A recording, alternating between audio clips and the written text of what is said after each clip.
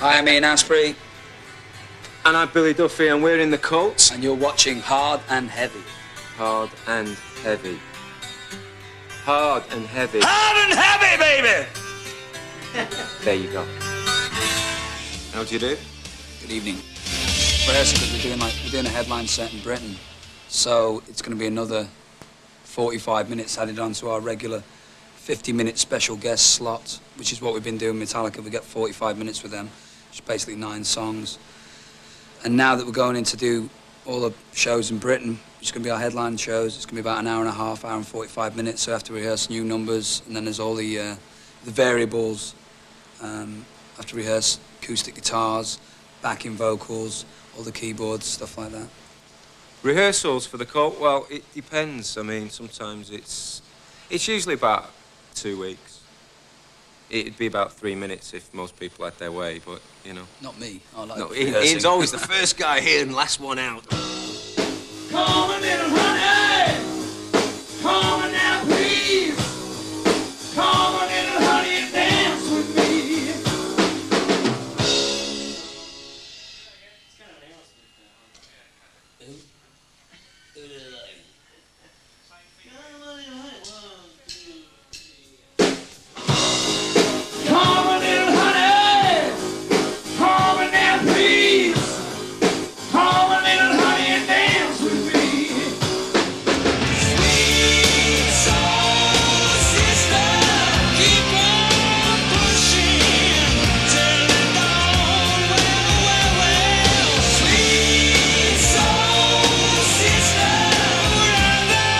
Mostly is what goes on, really, actually. Drinking of tea, coffee, other hot beverages.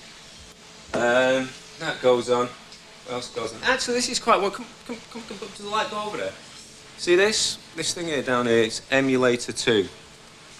What that does is, you can basically put anything you want into that, sound-wise. It's like probably the most expensive tape recorder invented. It helps us to sound as wonderful as we were meant to. They're on, oh, an acoustic. Acoustic, look, this is new. I get to play this sometimes on a stand. Look. On stand, free, from Gibson. Thank you, Gibson. And you just, you know, there it is. So you can do your beat sounds in. So I can sound like The Who, you know. That's The Who, innit? Like, just like Eddie. Didn't they write that? Oh, yes. Was that Led Cochran or something? That was Led Cochran. I don't know. People ask me about this guitar, so I'll show people it. This is a Gretsch. It's held by the name Gretsch on the headstock. Bit of a giveaway.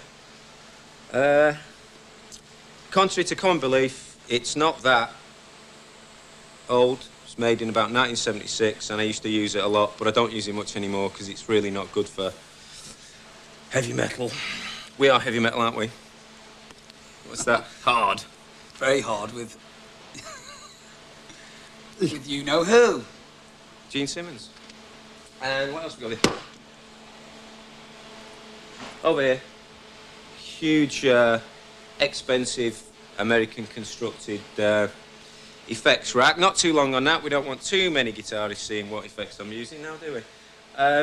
Load of Marshall amps there with little secret ingredients inside, little knobs and dials on there to give them that little extra bit of crunch that's most needed in music today. Load of not matching Marshall cabinets, freebies off Marshall, thank you, Jim.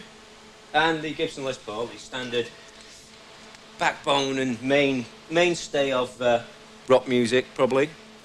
Notice it lacks a tremolo arm here. We don't really go for those too much.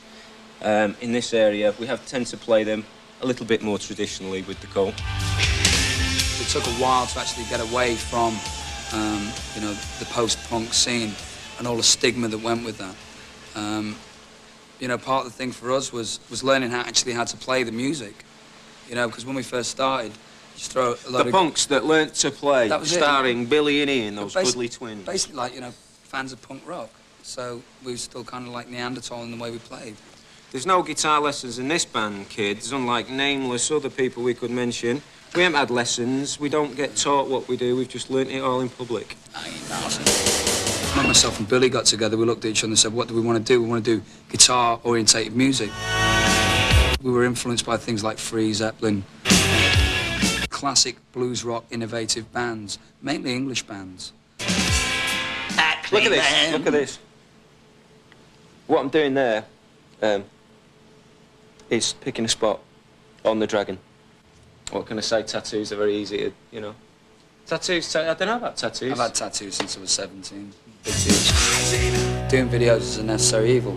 You know, MTV have created this state-of-the-art thing where bands must do videos.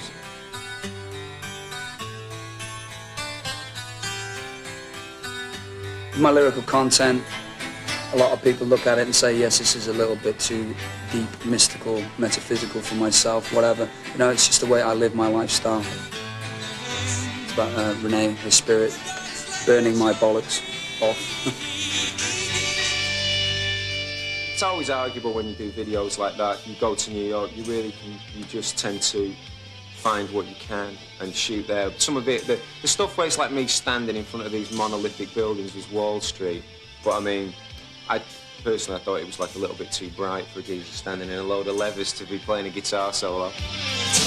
As it turned out, it became a most sort of commercial, most melodic sounding song. I mean, I'm a total reactionary. As soon as it's commercial or melodic, I go, right, I don't want to do this. So Billy said, no, you got this is cool. So we persevered with it, and you know, we feel that it's probably the most accessible song we've done. You know, right across the board. I think not only rock fans will get into it. I think a lot of people will go for it. You read the music papers, you think heavy metal is like underground in Britain, but the quantity of people that buy the records, you know, there's hundreds of thousands of people that buy albums in rock music. It's just not reflected in the media. It's reflected in the British press as a joke. Rock music, heavy metal, it's like ha ha ha. It's not contrived, man. Well, you know what I mean? You see, not everybody can have short hair, you know what I mean? We do what we want to do when we want to do it. So this is what the British press get from me when they're not done. I don't like them. It should be about living with one foot in the grave and going for it. And that's pretty much the way we live our lifestyle.